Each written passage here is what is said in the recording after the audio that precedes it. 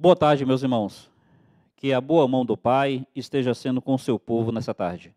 Quero agradecer a atenção de todos vocês e convidá-los para falarmos com Deus. Vamos orar. Amado Senhor, queremos em nome de Cristo pedir a Tua misericórdia, que a Tua mão nos assista, Pai. Seja conosco, precisamos do Senhor. Ó Deus amado, seja conosco. Clamamos a Ti pelos nossos missionários, clamamos ao Senhor, ó Pai, pela Tua igreja espalhada pela face da terra, e levantamos uma súplica pelos nossos enfermos. Senhor, suplicamos pelo prefeito, o Sr. Ezra Guzmão, suplicamos pelo pastor Silvestre, o pastor Nogueira, clamamos pela irmã Rivanice, a irmã Daci, Senhor, o nosso irmão Lindoarte, ó Deus amado, seja com cada um deles, a nossa irmã Luci, que vai começou quimioterapia ontem, abençoa cada um, Senhor. Deus amado, peço pela Tua palavra agora, vem falar conosco. Em nome de Cristo eu te suplico, ó Deus. Amém. Amém. Meus irmãos, eu quero trazer hoje a seguinte reflexão. Deus não precisa de ajuda. A fé não precisa de ajuda. Eu gostaria de refletir com todos situações da Bíblia que são para o nosso aprendizado, que são para a nossa correção e para o nosso exemplo.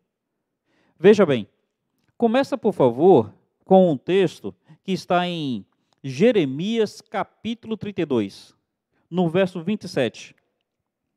Jeremias 32, verso 27. Eis que eu sou o Senhor, o Deus de todos os viventes. Acaso haveria coisa demasiadamente maravilhosa para mim? Meus irmãos, Deus está fazendo uma pergunta retórica. A resposta é clara, não. Ele está levando as pessoas a refletirem sobre isso. Tem alguma coisa difícil para Deus? Ele precisa de ajuda? A nossa resposta, em primeiro lugar, é dizer que não. Mas nós veremos como há uma tendência muito grande de tentarmos ajudar a Deus.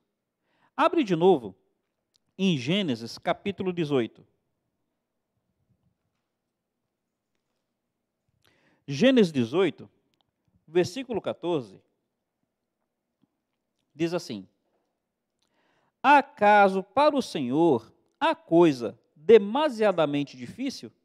Daqui a um ano, nesse mesmo tempo, voltarei a ti e Sara terá um filho. Então, mais uma vez, Deus está perguntando isso. Em ambas as situações, é porque o Senhor coloca diante das pessoas desafios onde as pessoas ficam com medo de abraçar. Nesse caso aqui, lembram-se que Deus, quando chamou Abraão, Deus prometeu que Abraão seria pai? Abraão tinha 75 anos. Passaram-se 24. Abraão agora está com 99. E continuou sem ser pai. Então, qual é a situação? Antes, o problema era que a esposa dele era estéril. Mas agora, além da esposa ser estéril, o ciclo menstrual dela havia cessado. E de acordo com Hebreus, o próprio corpo de Abraão já estava amortecido. Então, meus irmãos, já era impossível antes com a esposa estéril. As impossibilidades, elas se multiplicaram. Agora não é apenas estéril, não tem mais ciclo menstrual. E não é apenas agora um problema com ela, é também um problema com ele. Seu corpo já está amortecido. Ele tem agora o que é chamado de impotência sexual. Então, meus irmãos, Deus está dizendo para Abraão, olha, Abraão, é agora que a minha promessa vai se cumprir na sua vida. E por que eu esperei para agora? Para você saber que eu não preciso de ajuda. Meu irmão, vamos pensar um pouquinho como é que foi com Abraão? Quando Deus chamou Abraão, Abraão tinha o seu mordomo. E ele então dá uma carteirada em Deus. Veja, ele vai tentar ajudar Deus em pelo menos 3 ou 4 situações. A primeira é quando ele leva Ló. Ló era seu sobrinho, e Ló, porque era órfão, foi criado por Abraão. Então era como um filho adotivo. Então, primeiro ele tenta ajudar a Deus por meio de Ló, seu sobrinho filho. Não deu certo. Abraão, então, em Gênesis 15, apresenta para Deus a situação de seu sobrinho, de seu criado. Eliezer. Ele fala, olha Deus, eu não tenho filhos, e Eliezer, meu mordomo, criado em minha casa, ele que vai ser meu herdeiro. Aí Deus fala, não, Abraão, vai ser alguém nascido de você. O que Abraão faz? Ele vai engravidar Agar, já que era alguém nascido dele, então ele vai ajudar Deus engravidando Agar. Aí Deus fala, não, Abraão, é alguém nascido de você e de Sara. E meus irmãos, observem, o nosso Deus, ele não precisa de nossa ajuda para cumprir os seus propósitos, para cumprir os seus planos. Nós tentamos agir assim, né? É uma relação de fé e obras. Então eu confio em Deus, mas olha, faça a tua parte que eu te ajudarei. Não, meu irmão, não. Nosso Deus, ele é poderoso e ele é fiel para cumprir cabalmente tudo aquilo que ele promete sem a nossa ajuda. Então, Abraão vai experimentar a primeira cura de esterilidade registrada na história humana. Depois de Abraão e Sara, haverá outras estéreis que também engravidarão. Mas Sara foi a primeira. Então, Abraão, naquela época, onde não existia métodos conceptivos, médicos, como fertilização in vitro, alguma coisa assim, Abraão, ele viu que o nosso Deus, ele é o dono da medicina. Nosso Deus não precisa de ajuda. E se nós seguirmos, nós perceberemos que outras situações aconteceram. Por exemplo, quando Deus vai chamar Gideão, Deus coloca diante de Gideão a seguinte situação. Gideão, eu vou te usar para libertar o povo de Israel dos midianitas. E os midianitas, eles correspondiam a cerca de 120 mil homens. 120 mil homens. Aí Gideão começa a duvidar. E nas dúvidas de Gideão, Gideão pede para Deus fazer uma coisa com ele.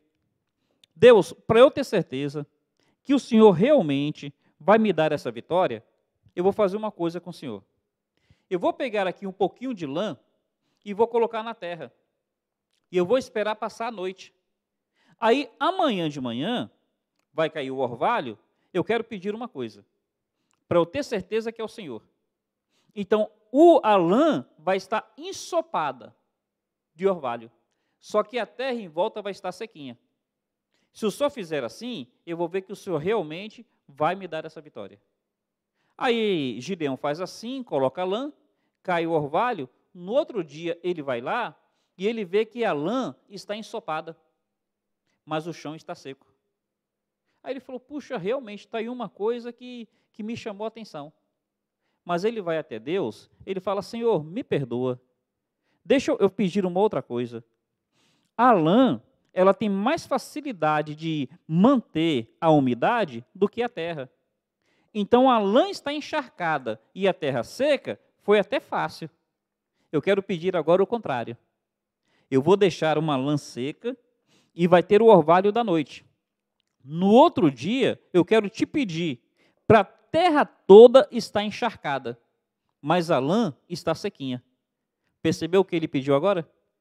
Então, realmente, a lã encharcada e a terra seca é relativamente mais fácil, porque a terra, a água se esvai.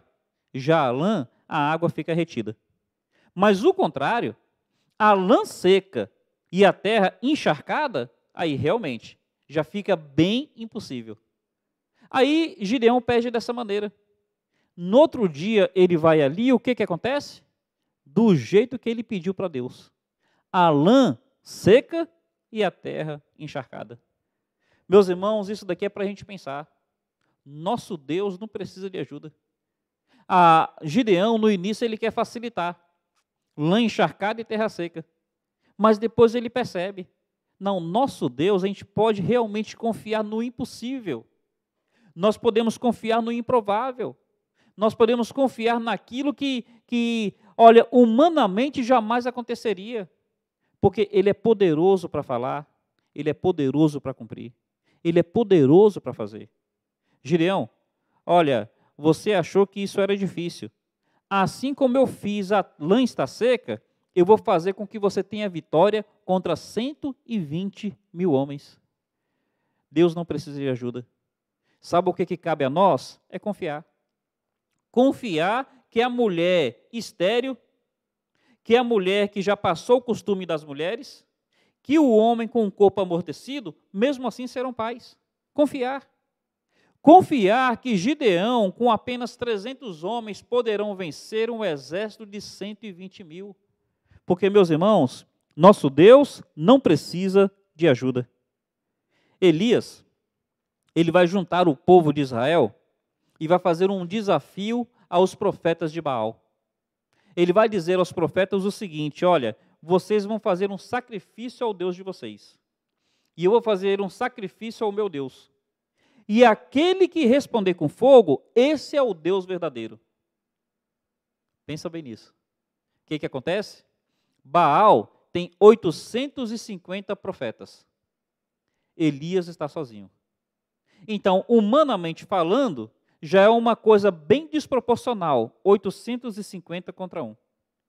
Aí Elias ele vai pedir uma coisa que humanamente é impossível: descer o fogo do céu para consumir o sacrifício. Eu sei que às vezes cai aquilo que a gente chama de curisco, cai aqueles raios, mas o problema é que você não sabe quando o raio vai cair, você não sabe onde o raio vai cair. Elias, ele está sendo bem diretivo naquilo que ele está pedindo. Ele está pedindo o impossível. Veja só, o impossível é que caia o raio no horário e no local que Elias disse que era para cair. No caso, haveria essa competição. E o Deus Todo-Poderoso, esse Deus não precisa de ajuda. O que acontece?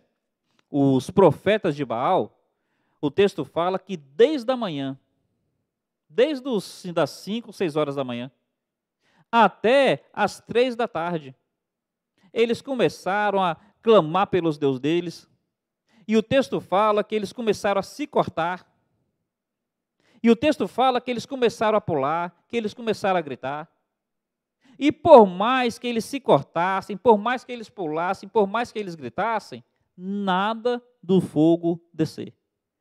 Porque, meu irmão, Baal é Deus morto, e Deus morto não faz nada.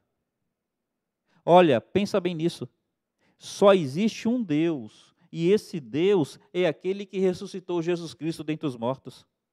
É o único que pode fazer o impossível. Aí então, quando os profetas de Baal cansam, Elias ainda zomba, Elias ainda tira um sarro. Elias fala: olha, vocês têm que gritar mais alto, porque vai que Baal esteja dormindo. Vocês têm que gritar mais alto, porque vai que Baal esteja ocupado. Então Elias ainda tira um sarro. Mas acontece então que chegou a vez de Elias. E quando chega a vez de Elias, Elias mais uma vez vai mostrar para as pessoas que Deus não precisa de ajuda. Ao invés de Elias facilitar, Elias vai dificultar. Pensa bem nisso. Deus gosta de desafios. No caso de Abraão, esperou a mulher dele, que já era estéril, cessar o costume do ciclo menstrual. E esperou o corpo dele ficar amortecido. Deus gosta de desafios.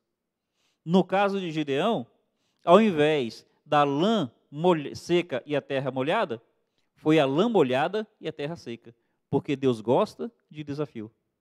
Agora com Elias, Elias vai mandar abrir um buraco, uma vala, em torno do sacrifício.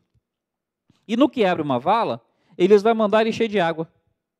E o texto fala que jogaram a primeira vez, jogou a segunda, jogou a terceira, de maneira que havia água que molhou o sacrifício, encharcou a lenha e ficou um poço de água em torno do sacrifício. Meus irmãos, aqueles que já tentaram acender um fogareiro, aqueles que já tentaram acender uma churrasqueira, vocês já perceberam como é que é difícil acender carvão frio? Carvão úmido, então?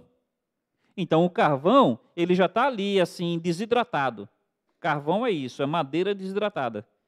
O carvão já está desidratado, mas porque está frio, é difícil de acender. Se tiver úmido, então? Lá com Elias, não foi carvão que é desidratado, foi lenha. E essa lenha encharcada. Como então acender aquela lenha para o sacrifício? Deus não precisa de ajuda. Meu irmão, guarda isso no seu coração. Nós não precisamos facilitar para Deus, nós não precisamos dar uma chance para Deus. Elias, ele vai clamar, ele fala: Senhor, seja hoje sabido que tu és Deus e que eu sou teu profeta. Mal ele termina de orar, deu nem tempo de dizer amém. Desceu fogo do céu, especificamente sobre o sacrifício de Elias. Meus irmãos, não é só que desceu fogo do céu, desceu no horário que Elias queria e no local que Elias pediu. Desceu fogo do céu que consumiu o sacrifício, consumiu a lenha, consumiu o altar de pedras e secou toda a água que havia em redor. Não foi um curiscozinho qualquer, não. Pensa bem nisso. Há alguma coisa demasiadamente maravilhosa ou difícil para Deus? Será que Deus precisa de ajuda? Será que Ele precisa de uma mãozinha da parte do homem?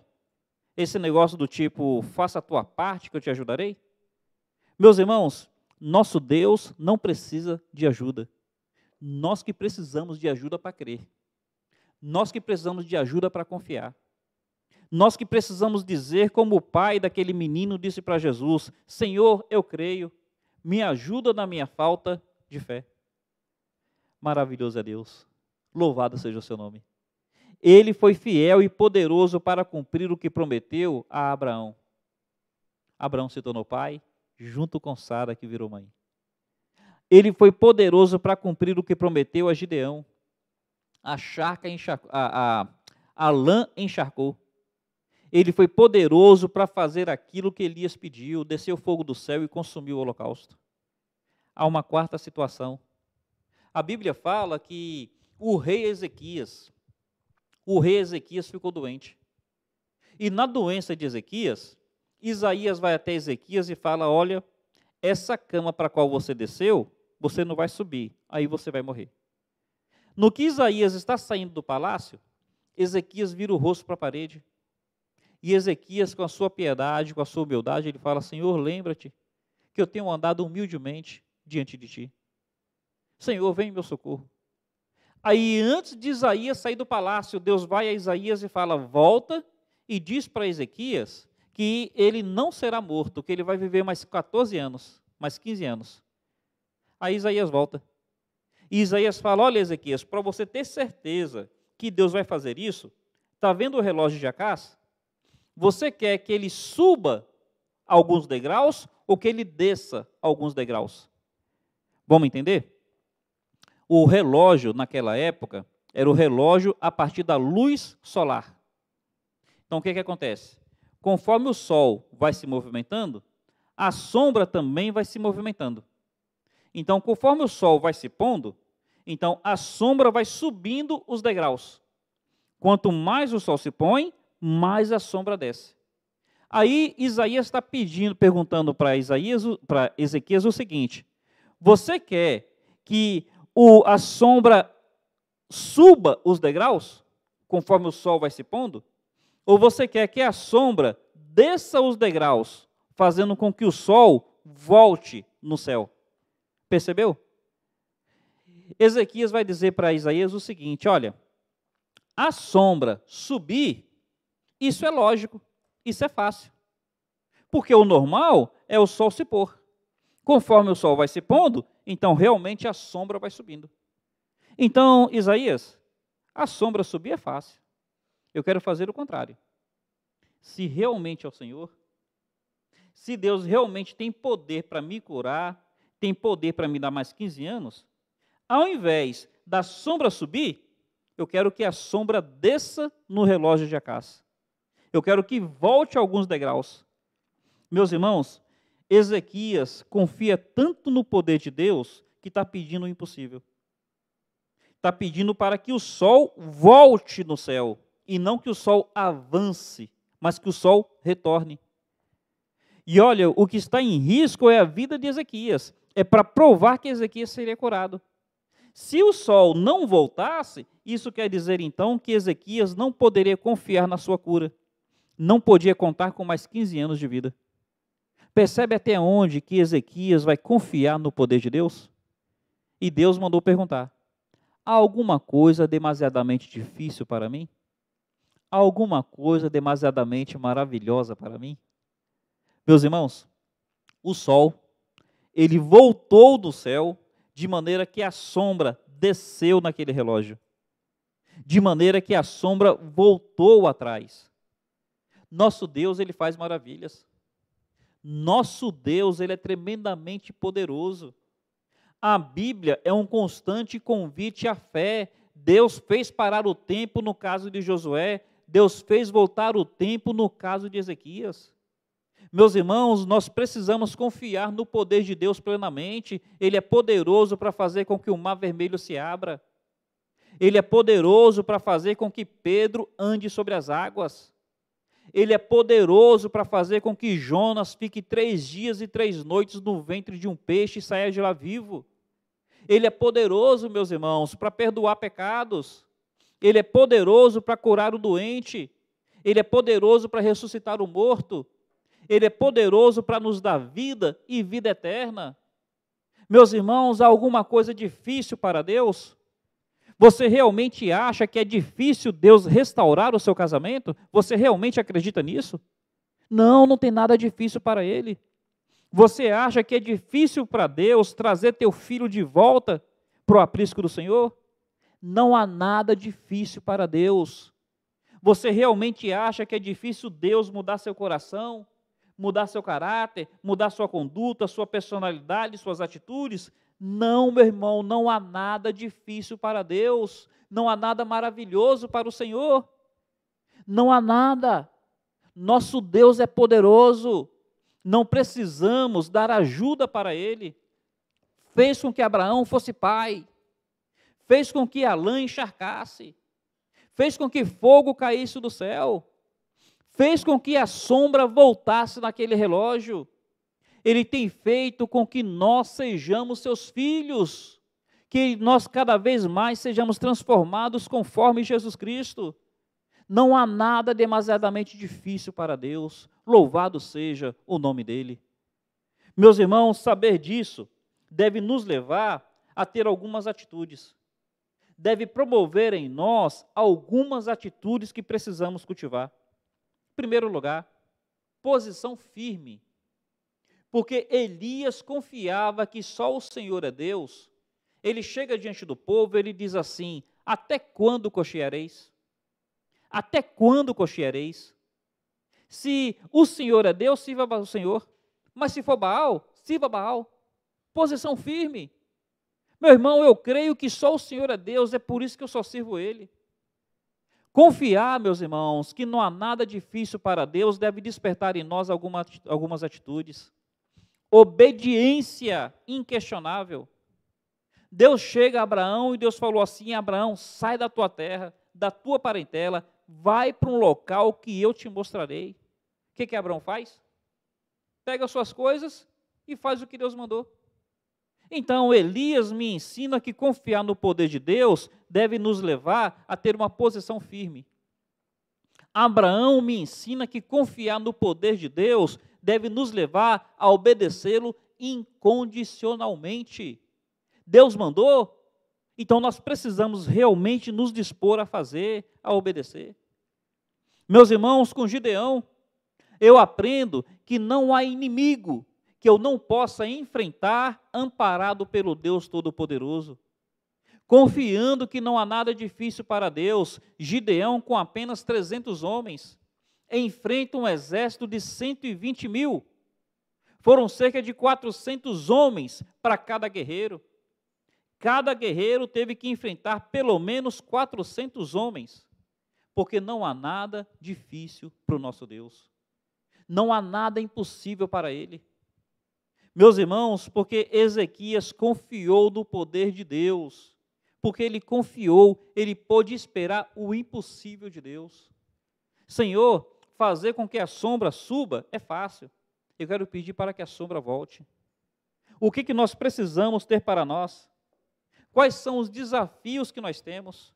É porque eu confio no poder de Deus que eu vou perseverar pela restauração da minha casa. Diga isso no seu coração.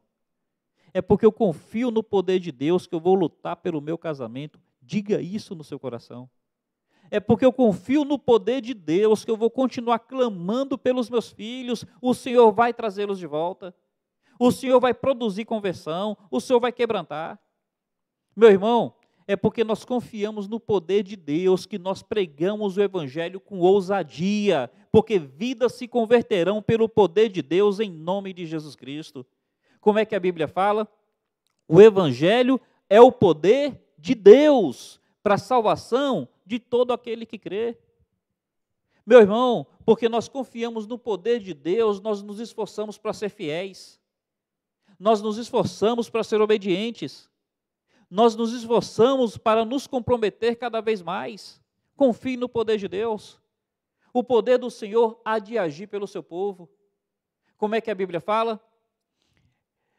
Ser-me-eis testemunhas, ao descer sobre vós o Espírito Santo. O poder do Espírito Santo. E essa virtude, esse poder, fará com que sejamos testemunhas em Jerusalém, Samaria, Judeia, aos confins da terra. O poder de Deus é sobre nós, meus irmãos. É sobre nós pelo Evangelho que nós cremos e que nós pregamos. O poder de Deus é em nós pelo Espírito que em nós habita.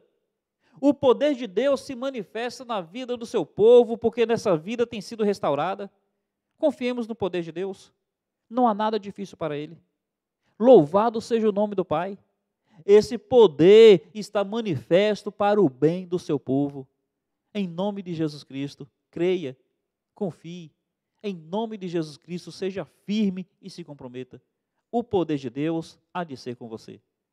Agradeço a atenção de todos e espero que essa palavra, de alguma maneira, tenha sido bênção no seu coração. Vamos falar com Deus. Amado Senhor, que a Tua palavra tenha sempre um lugar especial no coração do Teu povo. Obrigado pelas manifestações do Teu poder, da Tua glória. Rogamos a Ti para que seja conosco, nós precisamos muito de Ti, Senhor. Pai amado, mais uma vez clamamos pela manifestação do Teu poder em curar, ó Pai, aqueles que Tu has de curar, ó Deus. A manifestação do Teu poder em trazer salvação àqueles aos quais nós pregamos, ó Pai. Senhor, com o Teu poder, traz de volta filhos que estão errantes. Senhor, com o Teu poder, restaura casamentos que estão passando por lutas. Senhor, com Teu poder, liberta pessoas que estão amarradas a condutas pecaminosas. Senhor, com Teu poder, ó Pai, trabalha no nosso caráter, trabalha na nossa personalidade, trabalha na nossa vida. Ó Senhor, com Teu poder, nos faz parecer mais e mais com o Senhor Jesus Cristo. É em nome desse Filho amado que nós clamamos e que nós Te pedimos. Amém, Senhor. Amém. Meus irmãos, eu encerro lembrando que próximo domingo nós teremos os nossos cultos, tanto pela manhã quanto pela noite. O decreto do governador reconhece que as atividades de culto são atividades essenciais. Então, pela manhã, domingo, 10h15, nós estaremos reunidos aqui para louvar ao Senhor. Nós estamos cumprindo todas as medidas sanitárias estabelecidas pelos órgãos de saúde. Máscaras, distanciamento, álcool. Então, próximo domingo pela manhã, teremos nosso culto no horário normal. Próximo domingo à noite, o nosso culto será às 18 horas. Então, há o toque de recolher, estamos cumprindo o toque de recolher.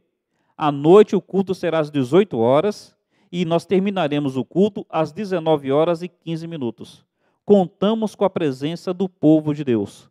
Que nada, meus irmãos, nada, nos impeça de cultuar o nome do Senhor, principalmente agora, que os dias são tão difíceis. Que nós possamos ter os nossos cultos, entre outras coisas, como um meio de anunciar a este mundo sem Deus que existe um Deus que pode salvá-lo. Então, contamos com a presença de todos e insistimos em dizer, todas as medidas de segurança estabelecidas pelos órgãos de saúde, estamos procurando cumprir à risca. Um carinhoso abraço aos irmãos, os espero no próximo domingo. Até mais.